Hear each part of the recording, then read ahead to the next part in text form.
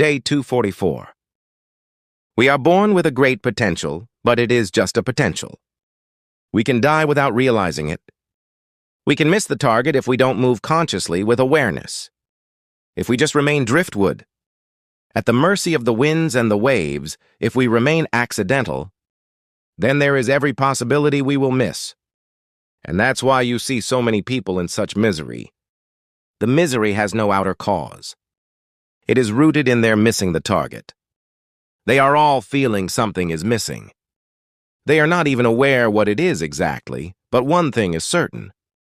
Everybody who is still carrying the seeds has not grown. Something has not blossomed. The seed is bound to be miserable. Only a flower can dance in the wind, in the rain, in the sun. Only a flower can sing its song, the song of bliss. Only a flower knows fulfillment, contentment. Only a flower feels at ease with existence. The seed cannot feel at ease. It is closed. It has no connection. It knows nothing of the moon and the sun and the stars. It has not even heard of them.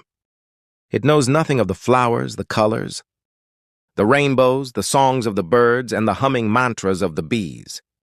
It knows nothing of it, but somewhere hidden in it, there is a longing to know it all.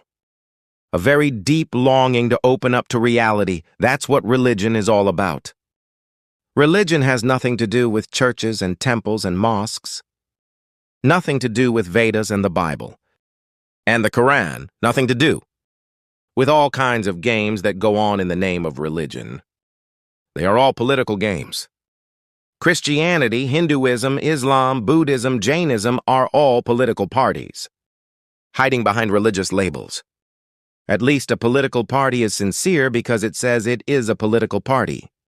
All these religious organizations are basically political, but they play the game behind the name of religion. They are far more cunning. The priest is more cunning than the politician. The priest plays the game in a more subtle way. True religion has nothing to do with all these games. True religion is simple. It is just the longing of the heart to blossom. It needs no rituals, but it needs a certain intelligence. That's all that it needs. The only quality that is required is intelligence. Day 245. Silence is a unique experience in life, otherwise life is very noisy. Outside there is noise. Inside there is noise, and both together are enough to drive anybody crazy. They have driven the whole world crazy. One has to stop the inner noise. The outer noise is beyond our control, nor is there any need to stop it.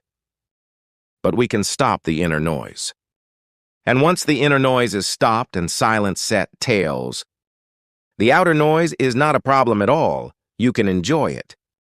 You can live in it without any problem. The experience of inner silence is unique, incomparable. There is no other experience which can be of much value. Because out of this experience, all experiences grow.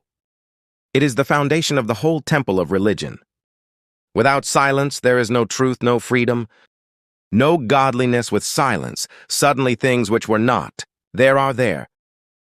And things which were there are no longer there. Your vision has changed, your perspective has changed.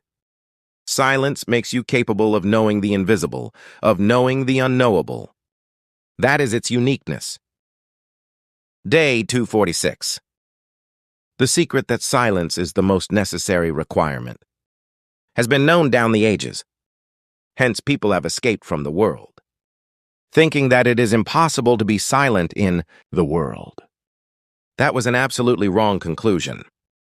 The wrong logic, because silence has nothing to do with the outside world. It is something inner. You can grow it anywhere. You can go to the mountains, but your mind will be the same. It will play the same games or even more in the mountains, because there you will have nothing else to do, so all the energy will be available to the mind.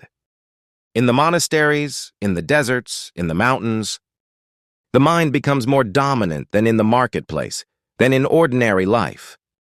Hence my insistence is that no sannyasin should leave the world. It is the right place to attain silence. One has to learn the art escaping is not going to help.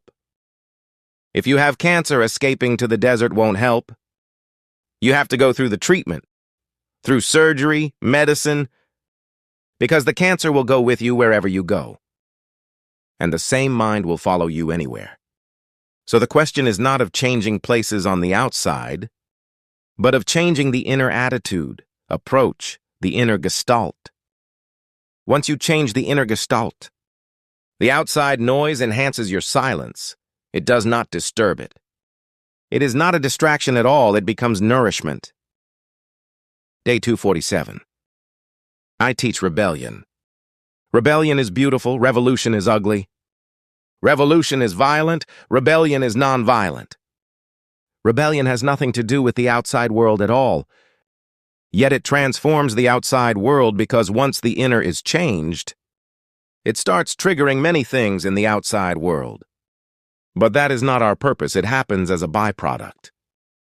If even a single man changes, thousands are bound to change. Whosoever comes in contact with him is bound to be transformed in some way or other.